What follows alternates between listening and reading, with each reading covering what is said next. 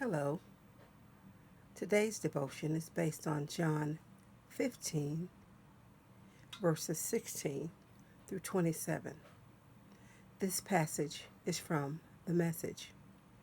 Please hear the reading of these words. You didn't choose me.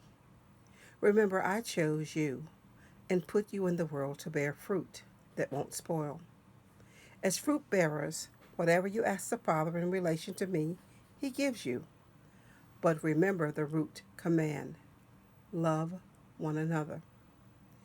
If you find the world godless is hating you, remember it got its start hating me. If you lived on the world's terms, the world would love you as one of its own once I picked you to live on God's terms and no longer on the world's terms. The world is going to hate you. When that happens, remember this: servants don't get better treatment than their masters. If they beat on me, they will certainly beat on you. If they did what I told them, they will do what you tell them. They are going to do all these things to you because of the way they treated me, because they don't know the one who sent me. If I hadn't come and told them all this in plain language, it wouldn't be so bad. As it is, they have no excuse. Hate me, hate my Father, it's all the same. If I had done what I have done among them, works no one has ever done, they wouldn't be to blame. But they saw the God signs and hated anyway, both me and my Father. Interesting. They have verified the truth of their own scriptures where it is written. They hated me for no good reason. When the friend I plan to send you from the Father comes, the Spirit of truth issuing from the Father, He will confirm everything about me. You too, from your side, must give your confirming evidence, since you are in this with me from the start. It seemed as though this passage was speaking directly to the life of one certain young man. Early in his life, he began his preaching career, preaching to the chickens on his family farm in Troy, Alabama. His work ethic was formed as he helped work the farm with his sharecropper parents. At the age of 15, after hearing Martin Luther King speak and learning the news of Rosa Parks and the Montgomery bus boycott, his interest was piqued.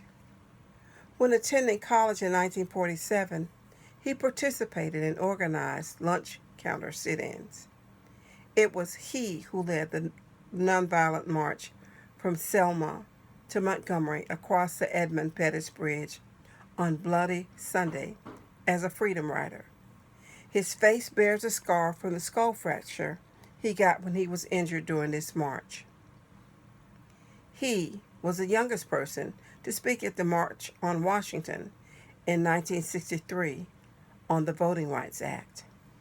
From that time until his passing, he was committed to the civil rights movement and was arrested approximately 40 times. He endured so much unjust physical abuse during these arrests at the hands of law enforcement. But he was a quiet, humble servant, committed to serve the poor and underprivileged people. Though small in stature, he was a giant among many, serving 17 terms in the U.S. Congress and awarded the Presidential Medal of Freedom by President Barack Obama for his work in the civil rights movement. In 2016, he led 40 Democrats to stage a sit-in on the House floor speaking to gun violence. He says, and I quote, "We have been quiet for too long.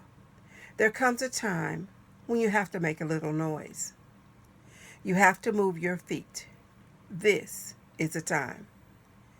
John Robert Lewis, the one who was known for good trouble, has now joined the Church Triumphant.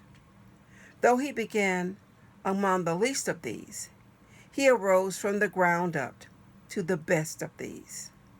His truth is marching on, so that his work will not be in vain. What good trouble or necessary trouble can you find yourself in? Pray with me.